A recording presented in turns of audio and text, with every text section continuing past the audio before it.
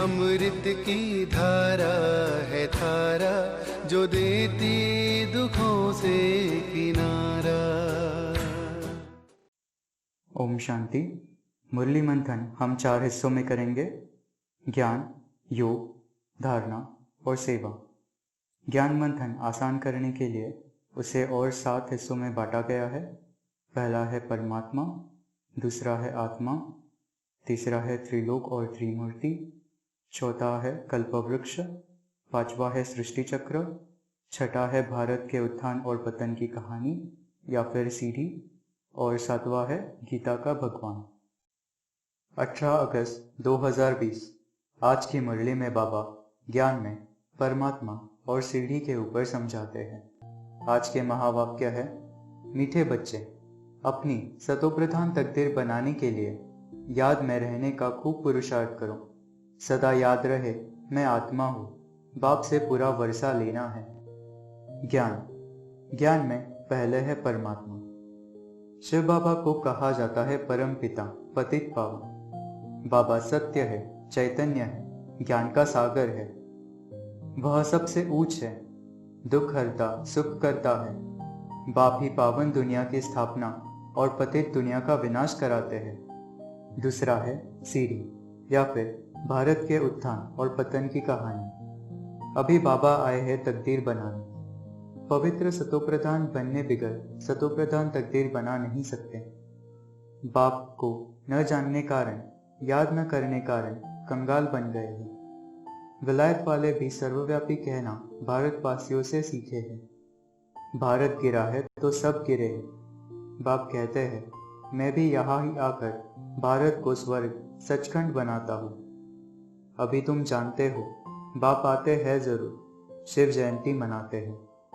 सत्युगी आदि सनातन देवी देवता धर्म की स्थापना वही करते हैं। यह बेहद की बात है। रावण का राज्य सारी बेहद की दुनिया पर है। हद के लंका आदि की बात नहीं। यह हार जीत की कहानी भी सारे भारत की ही है। बाकी तो बाई प्लॉट है। भारत में ही डबल सिरताज और सिंगल ताज राजाएं बनते हैं। कोई पर भी लाइट का ताज नहीं होता है सिवाय देवी देवताओं के। लाइट तब दे जब बिगर लाइट वाला पतित भी हो।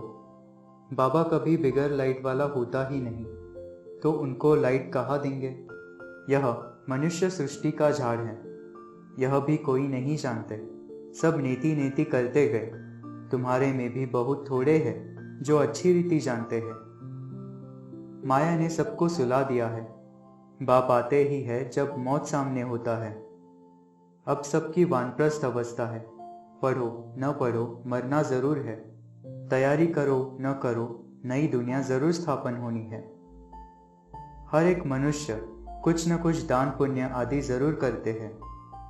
वह है पाप आत्माओं को दान पुण्य। फिर भी उसका अल्पकाल के लिए फल मिल जाता है, परंतु उनसे सब कामनाएं तो सिद्ध नहीं होती है। यहाँ तो बेहद के बाप द्वारा तुम्हारी सब कामनाएं पूरी हो जाती है। सब कहते हैं हमको शांति कैसे मिले। वह तो शांति धाम में मिलती है। सतयुग में एक धर्म होने के कारण वहाँ अशांति होती नहीं।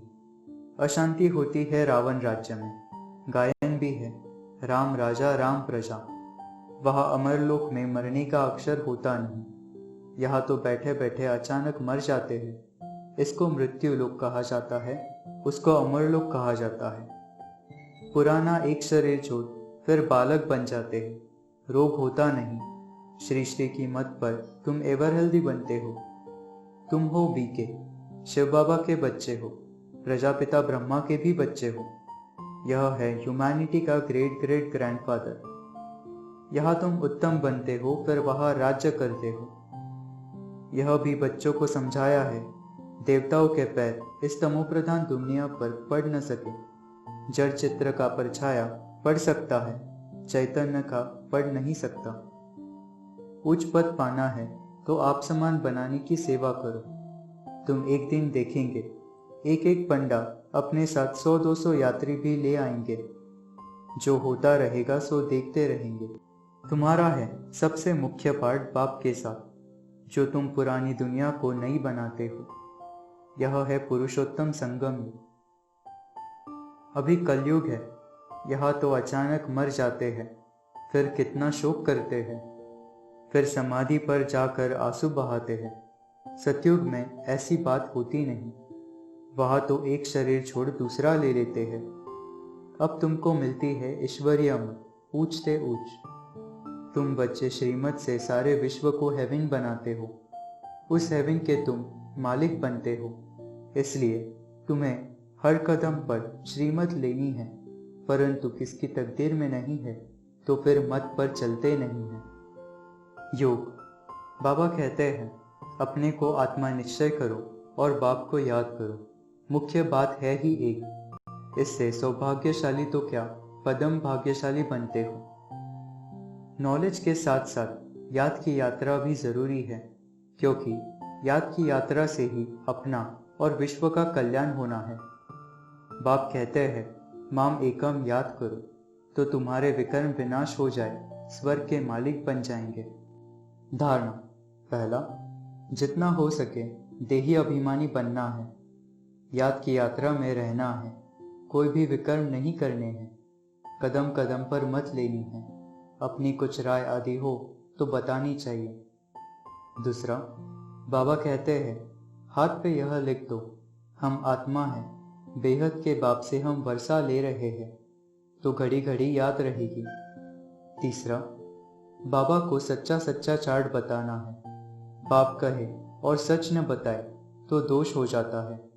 चौथा, अभी वानप्रस्थ अवस्था है, तैयारी करनी है, याद में रहना है और आप समान बनाना है, धन दौलत में नहीं फंसना है, भल बस चावल मुट्ठी हो तो वह भी विश्व को पावन बनाने में लगाना है, मम्मा का मिसाल याद रखना है। सेवा। बाबा डायरेक्शंस देते हैं, किस युक्ति से हम भारत का कल्याण करें, सबको पैगाम देवे, यह आपस में विचार निकालो, लिख कर भेजो। अभी हम श्री श्री की मत से एवर हेल्दी बनते हैं, तो ऐसे रूहानी सेंटर्स खुलने चाहिए।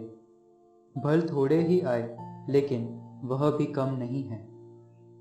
दुकानदारों को भी राय निकालनी चाहिए, ऐसे यत्न करें जो बाप का परिचय मिले, दुकान में भी सबको याद कराते रहे। वरदान। परीक्षाओं और समस्याओं में मुरझाने के बजाय मनोरंजन का अनुभव करने वाले सदा विजयी भव। इस पुरुषार्थी जीवन में ड्रामा अनुसार समस्याएं व परिस्थितियां तो आनी ही है। जन्म लेते ही आगे बढ़ने का लक्ष्य रखना, अर्थात परीक्षाओं और समस्याओं का आह्वान करना। जब रास्ता तय करना है तो रास्ते के नज़ारे न हो, यह हो कैसे सकता। लेकिन उन नज़ारों को पार करने के बजाय यदि करेक्शन करने लग जाते हो तो बाप की याद का कनेक्शन लूज हो जाता है और मनोरंजन के बजाय मन को मुरझा देते हो। इसलिए वाह नजारा वाह के गीत गाते आगे बढ़ो, अर्थात सदा विजयी भव के वरदानी बनो। स्लोगन। मर्यादा के अंदर चलना माना मर्यादा पुरुषोत्तम बनना। ओम शांति।